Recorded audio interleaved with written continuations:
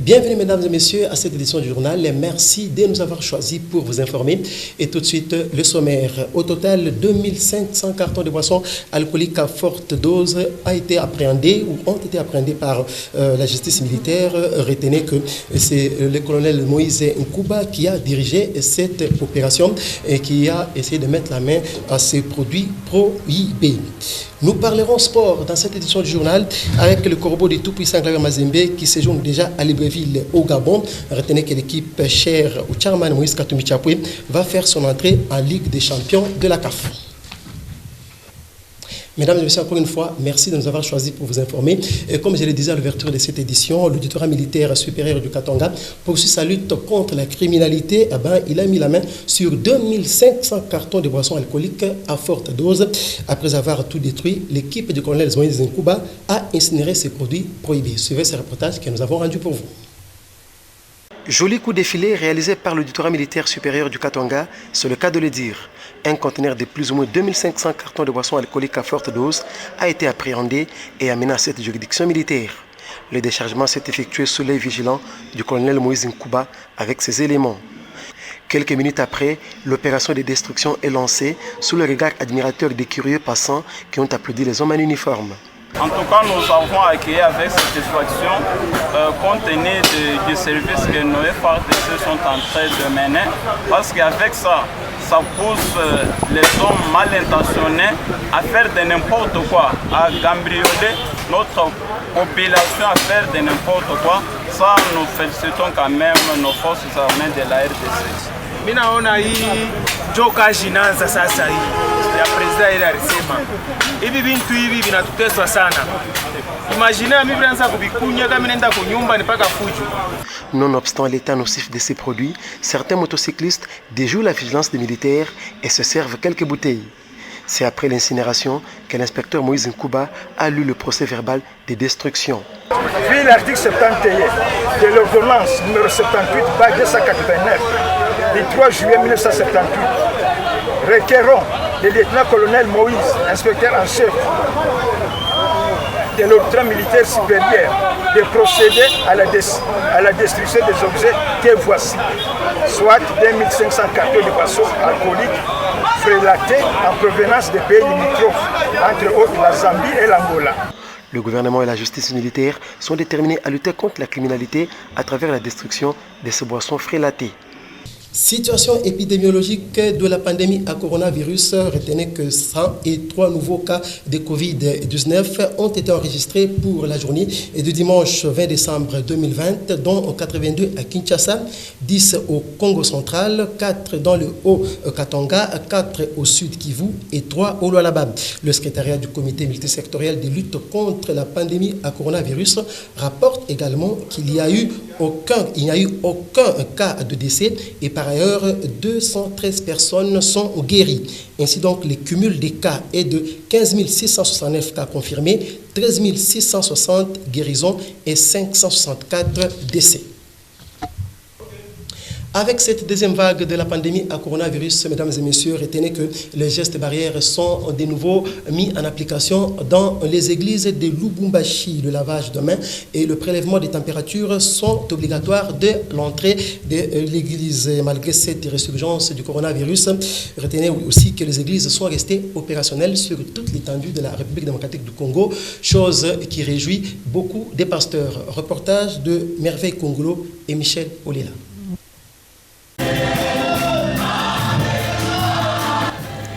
Dans quelques églises de Lubumbashi, les gestes barrières sont de nouveau très appliqués. Surtout que la deuxième vague de la pandémie sévit déjà au pays. Dans cette église de la place par exemple, le lavage de mains est obligatoire, la température est prélevée et même le nombre de fidèles dans la maison des dieux est limité. Le reste des fidèles devront attendre le deuxième culte. Celui-ci est organisé uniquement durant cette période de la crise sanitaire. Pour le pasteur Paulin Mamboué et comme pour plusieurs autres hommes des dieux, c'est une satisfaction de voir les églises toujours opérationnelles malgré cette deuxième vague de la maladie. Dire merci au président de la République. Il tient compte des doléances des hommes de Dieu. Alors nous lui disons merci. C'est vrai, on peut dire merci au Seigneur, on le dit, mais directement nous nous adressons au président de la République pour ces décisions et nous faisons tout ce que nous pouvons pour respecter les mesures barrières. L'Église doit fonctionner pour spirituellement aussi conquérir cette bataille. C'est une bataille qui s'oppose au monde, à l'humanité. Et nous pensons qu'ensemble, avec Dieu, nous serons vainqueurs. Le pasteur Billy Kapiamba, quant à lui, appelle tout fidèle au respect des mesures barrières dans les églises. Unique et seul moyen de limiter la propagation de la pandémie, affirme-t-il. Nous, l'Église, nous devons aussi veiller sur les mesures barrières, c'est-à-dire respecter toutes les mesures nous édictées par les autorités sanitaires. Les églises doivent demeurer ouvertes car seule la prière peut anéantir la pandémie à coronavirus, en renchérit les hommes de Dieu. Le comité national des Umoja Association Pembeni ya Moïse Katumbi Chapwe poursuit sa tournée dans différentes églises de la place. Et ce week-end, UEPNK s'est rendu au centre d'évangélisation missionnaire SEMI. Nous sommes au quartier Kasapa. Après le culte, le secrétaire de ces mouvements a remis au nom du coordonnateur Venance Pingo un agneau et une enveloppe consistante aux responsables de cette église. Reportage Galor Chamba et Dan Kasson. Après l'église catholique, c'est finalement le centre d'évangélisation missionnaire SEMI du quartier Kasapa qui a bénéficié de la visite de Umoja Association Pembeni ya Moïse Katumbi. En plein marathon des prières, UAPMK a surpris le chrétien de cette église samedi 19 décembre 2020. Forte louange et adoration, le prédicateur a centré son message sur l'importance de la prière. Déterminé à défendre et poursuivre les bienfaits de l'ancien gouverneur du Katanga, le secrétaire de ces mouvements a, au nom du coordonnateur national Venance Mpingo, remis un agneau et une enveloppe consistante aux responsables de l'église. Un geste qui transporte tout un sens. Que notre Dieu Tout-Puissant protège le président Moïse Katumbi Chapwe. Qu'il établisse comme président de la République démocratique du Congo en 2023. Que notre Dieu Tout-Puissant protège notre coordonnateur national, Venance Pingo de l'UAPMK, et qu'il l'établisse parmi les décideurs à la tête aux côtés du président Moïse Katumbi en République démocratique du Congo en 2023. Impossible de cacher sa joie, le pasteur Eli Mwangala a béni et remercié tous les membres de UAPMK. Imani yabo ilibatuma kwetu. Kumbi Mungu wetu ingie mutendo na kyote beo natafuta Mungu abakaburie ekyo. Na ane 2021 ikwe ane ile Mungu atatembea nabo na bile byote beo natafuta njuu ya kandida wabo juu ya ne 2023 Mungu abakorde mina mibariki na Mungu abasaidie abawezeshe abafikishe mukipimo ya kupata kile kyote beko natafuta. Un geste inoubliable. Umoja Association Pembeni ya Moïse Katumbi s'accroche à l'idéologie de leur leader politique. D'une association à une autre, l'association Donnons Espoir aux femmes ADF n'a pas échappé à la règle. Ce 19 décembre 2020, ces femmes ont visité 3 orphelinats de la ville de Lubumbashi. À cette occasion, elles ont remis un lot important de vivres aux enfants en rupture des liens familiaux. Encore une fois, c'est un reportage qui porte la signature de Galor Chamba. La tradition est encore respectée à l'association Donnons Espoir aux femmes ADF. Ce samedi 19 décembre 2020, ces femmes ont encore une fois redonné sourire aux enfants des 3 orphelinats de la ville. Tout commence à la maison d'accueil Boumi. Ici, ADF reçoit l'accueil des enfants de cet orphelinat. Prières, chants, danse, allocution et partage d'expériences familiales était-ce l'un des moments clés. Maggie Mokolo, présidente de cette association, a justifié le mobile de leur présence. Un geste qui a en tout cas touché les responsables de la maison Boumi. Nous sommes très contents et très ravis de vous recevoir ici chez nous.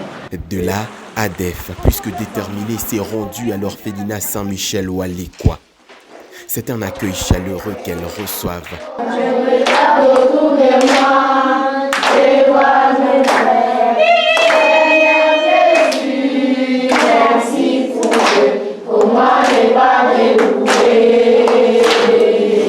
S'ensuivra la remise de quelques vivres, notamment la farine de maïs, du riz, d'huile, sucre et autres pour les festivités des fins d'année. En tout cas, nous vous remercions encore une fois. Que l'Éternel Dieu Tout-Puissant vous bénisse dans tout ce que vous êtes en train de faire. Qu'il vous protège, qu'il vous comble de grâce, qu'il vous couvre dans l'ombre de ses ailes. En tout cas, nous vous remercions sincèrement. Je pense que ce n'est pas la première fois ou la dernière fois. La porte est grandement ouverte pour vous. En tout cas, je vous remercie beaucoup. Pour chuter, c'est la maison Brown House qui était la cible de ces femmes. En tout cas, je vous remercie. Je vous remercie sincèrement de ces gestes que vous avez faits. Ça montre ce que nous devons être à l'intérieur. Après cette tournée, le comité et membres ADEF ont circonscrit l'événement. L'activité d'aujourd'hui, c'était juste un souhait. C'était pour souhaiter un joyeux Noël à tous les enfants. Donc nous sommes passés dans des endroits différents juste pour souhaiter un joyeux Noël. Que chaque enfant nous a accueillis avec un sourire. Donc pour nous, c'est vraiment une réussite. Et partout où nous sommes passés, nous avons clamé le nom de Dieu. Donc nous sommes vraiment heureuses et contentes. Notre message de l'association ADEF reste l'espoir.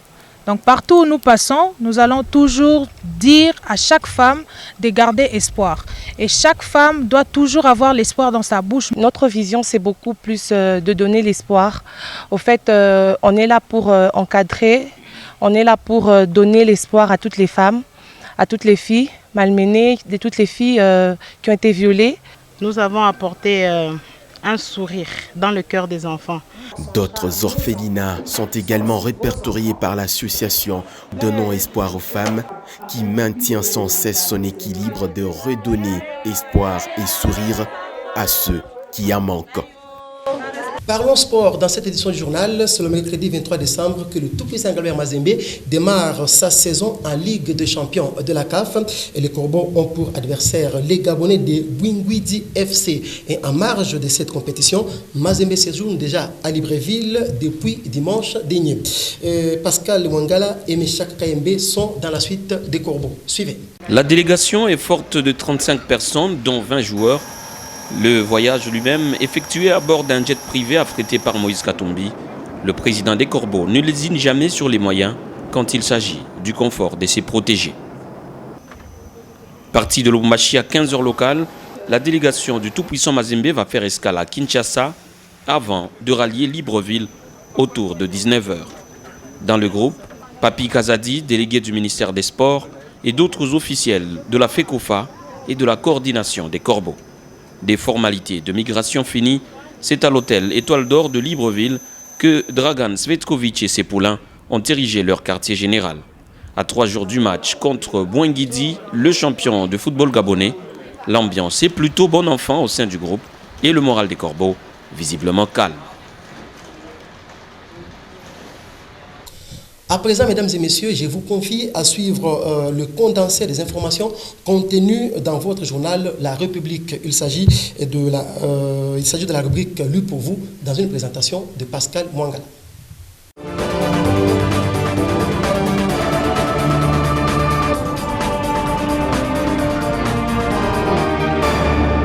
Politique et diplomatie, Fachi, vent en poupe, s'exclame le confrère à la une du journal La République. Numéro 1087 paru à Kinshasa ce lundi 21 décembre 2020. Bienvenue, mesdames et messieurs, à votre Lue pour vous sur votre chaîne. D'aucuns s'étaient évertués à s'interroger sur le bénéfice qu'apportaient au pays tous les voyages qualifiés de gloutons du président de la République hors des frontières nationales. Aujourd'hui, des analystes objectifs concordent quant à la moisson tout azimut réalisé par Félix Antoine Tshisekedi. Avec raison que le chef de l'État a passé 2 ans d'inertie en raison des pesanteurs consécutives au deal passé avec son prédécesseur. Fort est de reconnaître aujourd'hui que l'offensive diplomatique de Félix Tshisekedi n'a pas porté que des fruits économiques. Le chef de l'État récolte aujourd'hui incontestablement un gain diplomatique déterminant, comme en témoignent tous les messages de soutien de la part de la France, des États-Unis, du Canada, du Japon, de la Belgique, à l'issue de la dislocation du FCC comme force politique redoutable. Pour tout dire, Le président congolais a désormais les coudées franches pour marquer son passage à la tête du pays d'une empreinte digne, capable de lui assurer un second mandat. Sur la même page, le confrère écrit encore « Les Quinois demandent de repousser le couvre-feu après 23 heures ». La République démocratique du Congo a vécu au rythme de sa première nuit de couvre-feu tel que décrété par le chef de l'État pour freiner la propagation du coronavirus. Dans la communauté de Lingwala, une dénoncière d'un restaurant de fortune, Malewa, qui fonctionne presque la nuit, demande au président de la République de revoir l'heure qu'il faut pour le couvre-feu. Elle plaide pour qu'on ramène cette mesure au-delà de 23 heures, tout simplement parce que plusieurs personnes, comme elle, commencent le business à partir de 18 heures. Beaucoup de Quinois rencontrés, tant dans la commune de Kasavubu qu'ailleurs, demandent à la police d'être compréhensive pour ceux qui rentrent tard chez eux. Une autre exclamation sur la page 4, MONUSCO encore une année, dans une résolution adoptée vendredi 18 décembre avec 14 voix pour et une abstention réussie, les membres du Conseil de sécurité ont décidé de prolonger le mandat de la MONUSCO jusqu'au 20 décembre 2021. Ce nouveau mandat portera sur les axes stratégiques suivants: protéger les civils et appuyer la stabilisation et le renforcement des institutions étatiques en RDC, ainsi que les principales réformes en matière de gouvernance et de sécurité. La prorogation du mandat de l'opération de la paix onusienne s'étend également à sa brigade d'intervention à titre exceptionnel et sans créer de précédent ni aucun préjudice aux principes convenus du maintien de la paix, précise la résolution. Un déploiement temporaire d'un maximum de 360 membres d'unités de police constituées est également autorisé à condition qu'ils soient déployés en remplacement du personnel militaire. Culture sur la page 10, Africa Radio décerne à Fally Ipupa le prix artiste de l'année. Africa Radio a remis le vendredi dernier à l'artiste congolais Fally Ipupa le prix artiste 2020 Africa Radio dans l'émission Ambiance Africa présentée par Aïssa Thiam. Ce prix récompense une année pleine pour l'artiste sur le plan musical avec des titres qui ont fait chanter et danser aux quatre coins du monde. Une année 2020 où l'artiste a réussi le pari de remplir la salle mythique de l'Accor Hotel Arena ex-Bercy. Cette année confirme, si besoin en était, que Fally est l'un des artistes les plus talentueux de sa génération et la tête d'affiche musicale du continent. Mais ce prix ne récompense pas seulement le talent et les millions de vues du natif de Kinshasa, c'est la récompense d'un artiste qui partage depuis plus de 20 ans des valeurs de partage et de solidarité, un artiste qui prône la paix et l'amour. Sport pour finir sur la page 11, Mondial 2022, Moïse Katumbi, invité au Qatar, est aussi à lire. Membre de la Fédération internationale de football association FIFA, il a pris part le même jour à l'inauguration des stades qui vont accueillir les matchs de la Coupe du Monde Qatar 2022. Ensemble avec d'autres dirigeants sportifs, dont Gianni Infantino, président de la FIFA, et les personnalités du pays, parmi lesquelles l'émir du Qatar, Sheikh Tamim Ben Hamad, Moïse Katumbi faisait partie de 20 000 personnes présentes dans les gradins du stade Hamad bin Ali d'une capacité de 40 000 places. Cette enceinte accueillera les matchs de la Coupe du Monde Qatar 2022, dont les matchs de la phase de groupe et les huitièmes de finale. Fin de celui pour vous sur votre chaîne et dont l'intégralité est à retrouver sur www.nyota.net. Merci mesdames, merci messieurs de l'avoir suivi et surtout tâchez de quitter cette terre en l'ayant rendu un peu meilleur que vous ne l'aviez trouvé.